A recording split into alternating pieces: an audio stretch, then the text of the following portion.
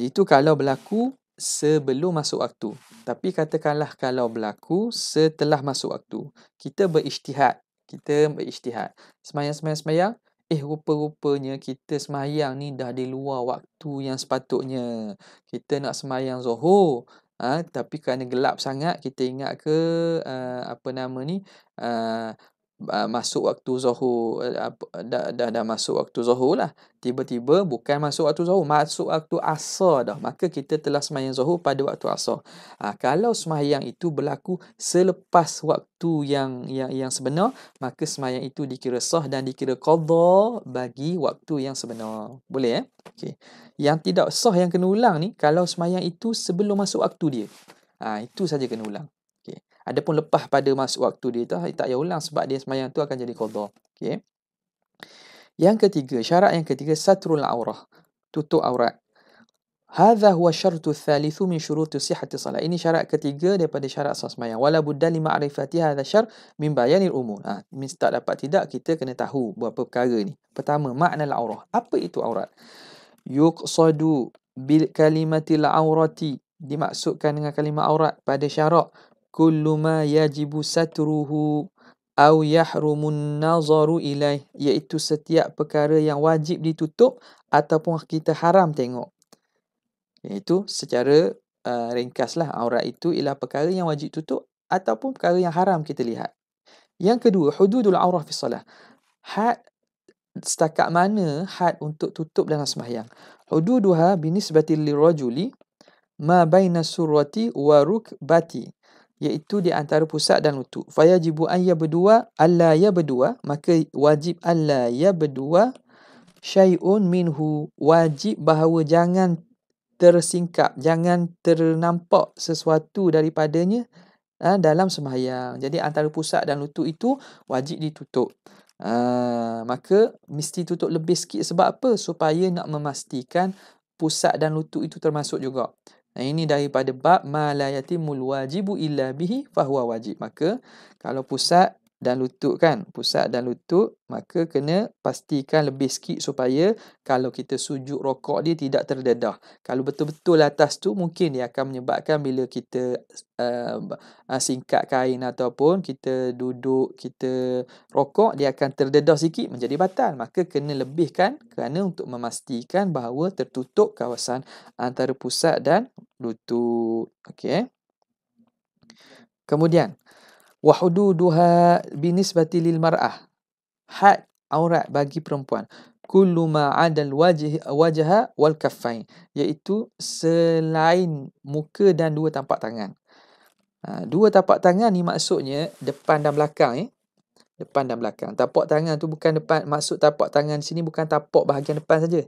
Depan dan belakang itu dibenarkan. Jadi perempuan yang pakai baju dan dia betul-betul kemas kat sini, dia kacing ke dan seumpamanya, dia boleh semayang. Bahagian atas ni tidak wajib tutup. Fayajibu alla yabdua syai'un mimma ada dhalika fi salat. Maka wajib supaya jangan terdedah sesuatu selain daripada itu dalam sembahyang. Okey. Ini hadis yang menceritakan tentang dalil-dalil itu. Okey, seterusnya berkaitan dengan hududul aurati kharijas salah. Had aurat luar sembahyang. Okey, kenapa dibincangkan sekali ya? Ini dipanggil istitrad. An yuzkara fil babi ma laysa minhu limunasabatin. Dia menyebut pada bab ini perkara yang bukan bab itu tapi kerana ada munasabah. Cerita bab aurat sembahyang je ni. Tapi sambil-sambil cerita bab aurat, cerita juga aurat di seluar sembahyang. Hududu auratir rajuli, had aurat lelaki lah ma baina surati wa rukbati lirijal. Itu antara pusat lutut juga. Kalau di luar pun sama bagi lelaki. Ayyan kanu, apa-apa dia, wa binisbatil maharimi, dan juga nisbah kepada mahram dia. Okey. Lelaki sama lelaki, auratnya pusat lutut. Begitu juga di depan mahram dia. Okey. Amba indan nisa'il ajnabiyat, adapun aurat lelaki di depan perempuan yang ajnabiyah, fama 'adal wajhi wal kaffaini 'alal mu'tamad, maka itu selain muka dan dua tapak tangan atas kaum muktamad. Jadi orang lelaki ni depan perempuan-perempuan yang bukan mahram dia kena tutup seluruh badan kecuali muka dan dua tapak tangan. Ni atas qaul mu'tamad. Atas qaul mu'tamad. Tengok dia kata. Okey. Dalilnya apa yang diriwayatkan oleh Ummu Salamah. Katanya kuntu inda Rasulullah SAW wa indahu Maimunah. Aku bersama Nabi dan di sisinya ada Maimunah. Fa aqbala ibnu Ummi Maktum, lalu masuk ibnu Ummi Maktum. Wa dzalika ba'da an umirna bil hijab, itu setelah kami disuruh memakai hijab, pakai tutup muka bagi isteri Nabi ni. Faqala Nabi ihtajiba minhu. Kamu berdua pakai tudung. Pergi pakai tutup muka. Ni Abdullah ibnu Ummi Maktum masuk ni. Faqulna ya Rasulullah alaysa a'ma? Abdullah ibnu Ummi Maktum ni buta. La yubsiruna wa la ya'rifuna. Dia tak nampak kita, tak kenal kita. Nabi kata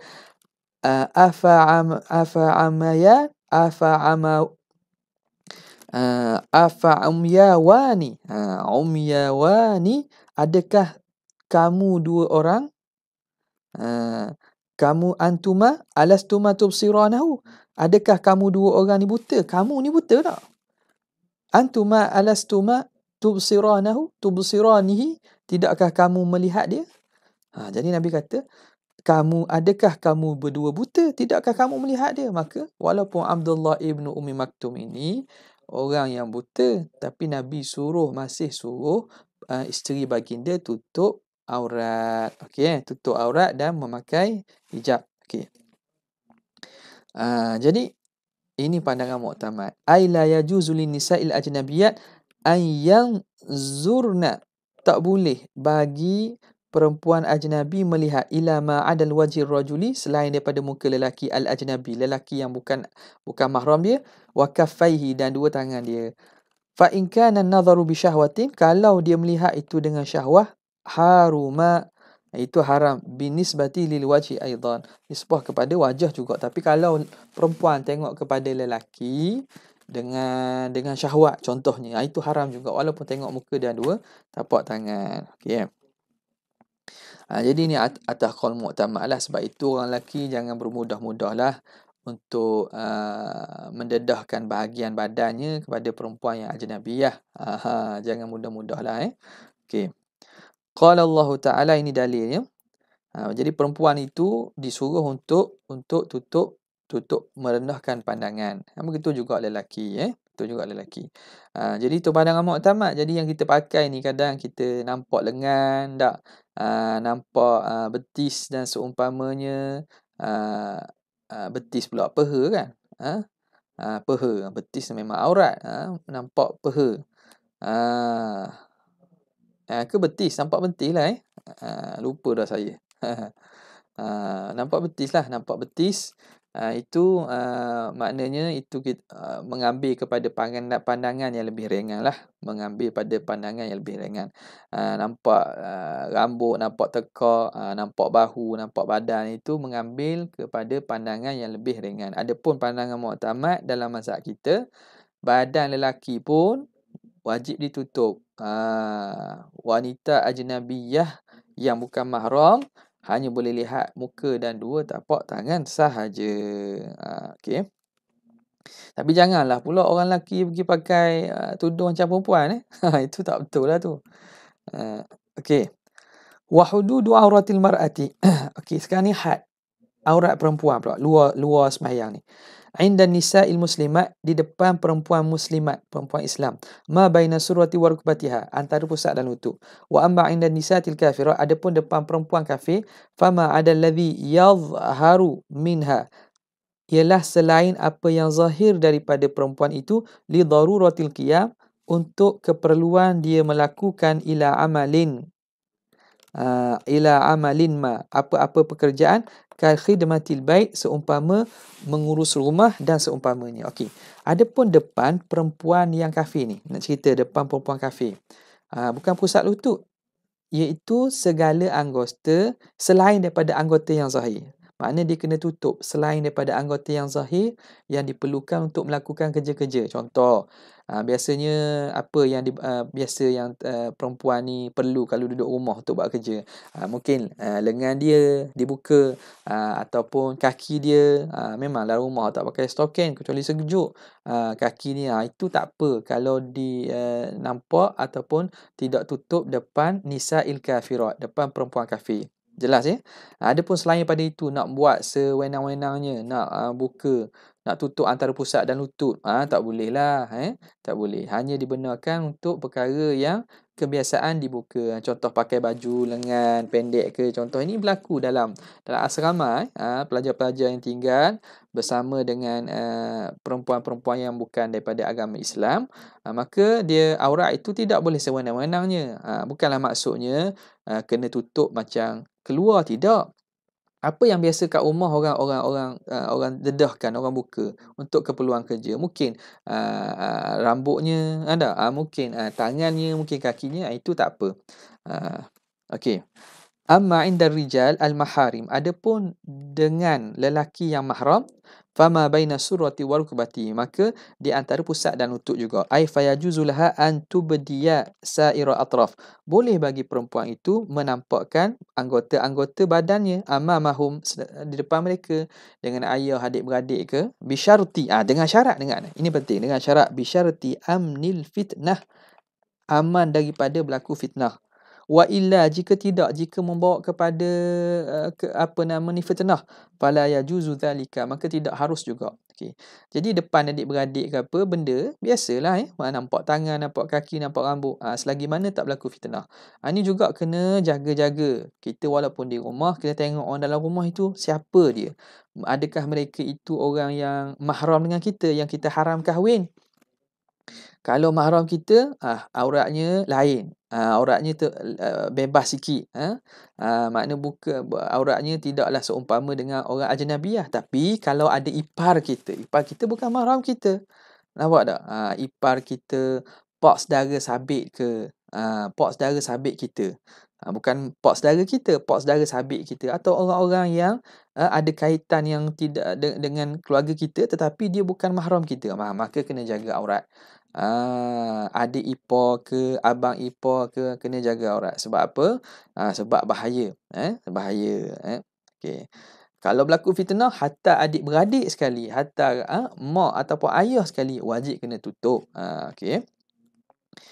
Jadi ini syariat kita jaga supaya apa? Supaya tidak berlakulah perkara-perkara yang kita dengar seperti sumbang mahram dan seumpamanya. Na'udzubillah min zalik.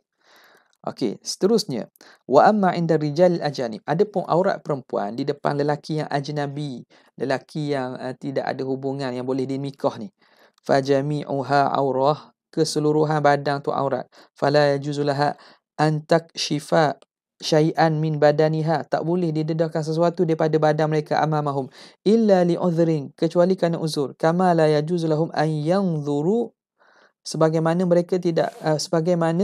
tidak boleh bagi lelaki an yanzuru ilaiha, untuk melihat perempuan, in kushifat ataupun in kasyafat, jika perempuan itu mendedahkan sesuatu daripadanya. Okey, jadi sebagaimana perempuan kena tundukkan pandangan dan kena tutup badan dia daripada lelaki ajnabi, lelaki pun dia tidak boleh melihat anggota ataupun perempuan itu. Walaupun contohnya perempuan yang tak tutup aurat sekalipun, maka perempuan tak tutup aurat, lelaki bukan, dia tak tutup aurat, inilah peluang kita untuk sama-sama melihat. Tak boleh.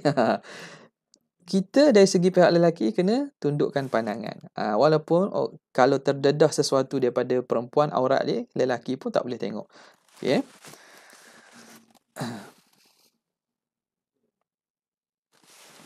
Okey.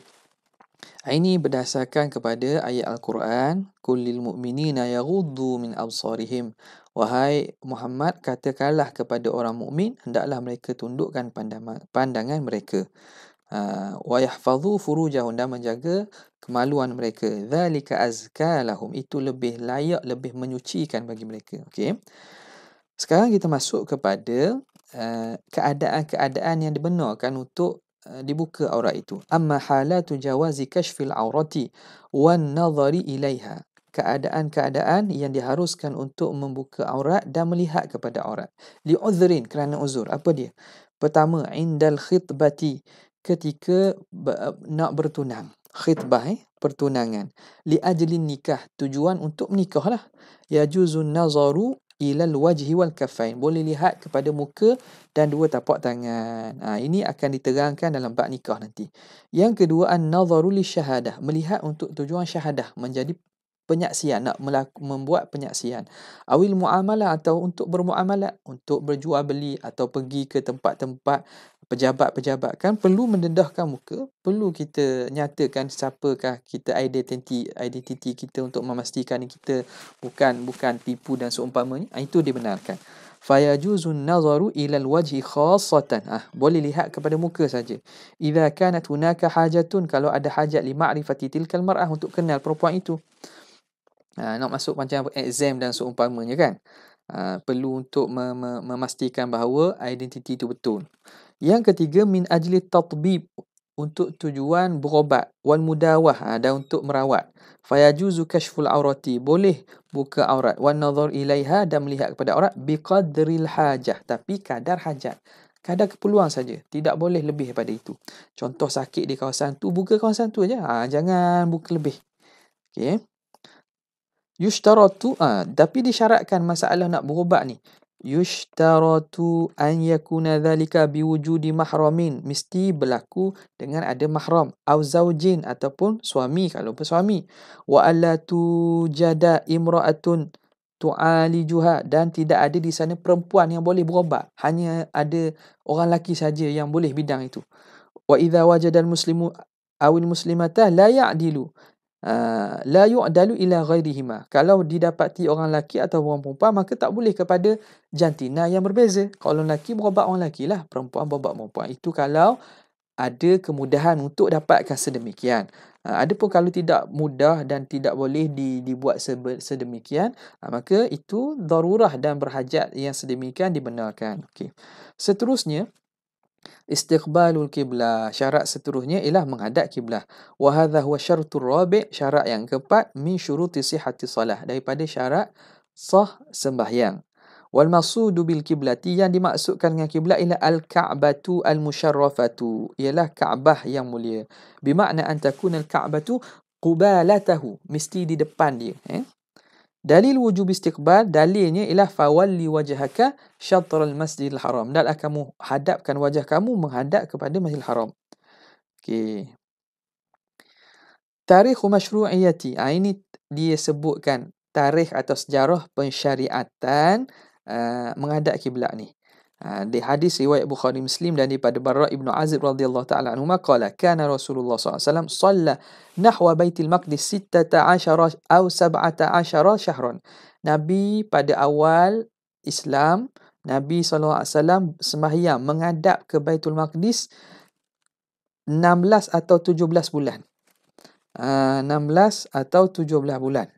Wa kana Rasulullah SAW yuhibbu an yuwajjaha nahwal Ka'bah, dan Rasulullah SAW suka untuk menghadap ke arah Kaabah. Ini berlakunya di mana ni? Ini peristiwa ini berlaku di Madinah, bukan di Mekah ni. Di Mekah memang ada dah sembahyangnya. Cuma 16 atau 17 bulan ini lebih pada setahun lebih sikit ni. Ini pada permulaan apabila Rasulullah datang ke Madinah. Kerana apabila datang ke Madinah, kerana Madinah ini di atas. Kalau dari segi kedudukan peta tu, kan, Mekah tu duduk di bawah. Ni Mekah. Madinahnya di atas. Lepas tu di sini Baitul Maqdis. Atas ni Baitul Maqdis.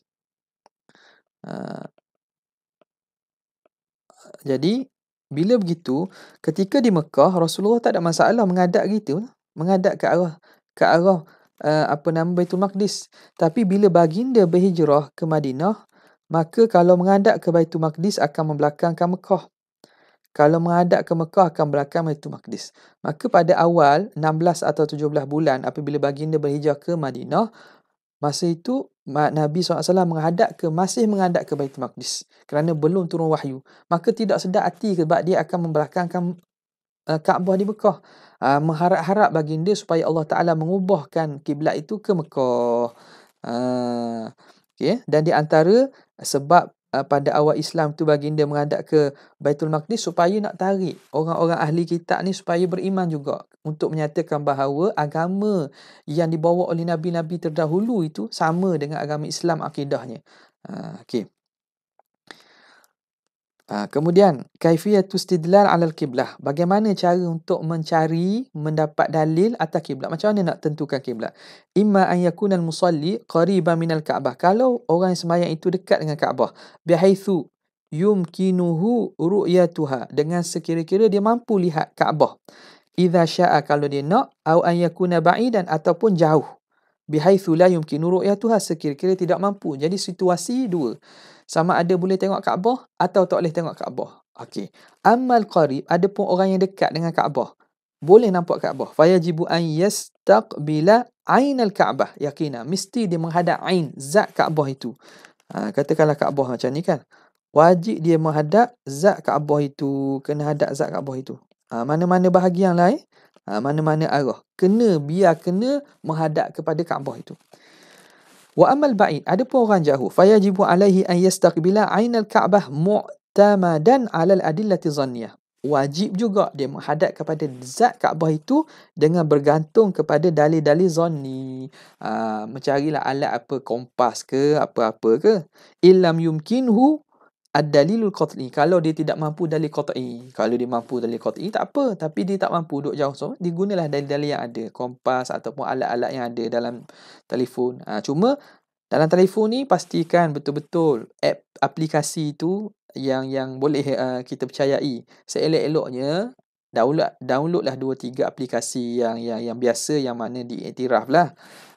Di JAKIM pun dan juga Malaysia ni ada beberapa aplikasi yang biasa kita gunakan ya. Boleh share nanti dalam perbincangan kita apa yang pengalaman pelajar sekalian menggunakan aplikasi mana yang lebih tepat, accurate dengan kiblat itu. Rasanya ada Uniza, pihak Uniza pun ada buat satu aplikasi dalam App Store ataupun Google App ni. Apple Store dan Google App ni ada yang boleh dapat membantu. Tak silap saya lah. Cuba share dalam perbincangan kita dalam Telegram nanti ya. Dan eloknya kita bandingkan dan kita pastikan device kita tu kita dah lakukan apa nama ni kalibrasi apa supaya dapat dia kesan situasi kita ataupun kedudukan kita dengan tepat. Okey, itu berkaitan dengan syarat sah sembahyang. Kita akan sambung selepas ini kaifiyatus solah, bagaimana sembahyang yang berkaitan dengan rukun-rukun sembahyang. Wallahu taala a'la wa a'lam.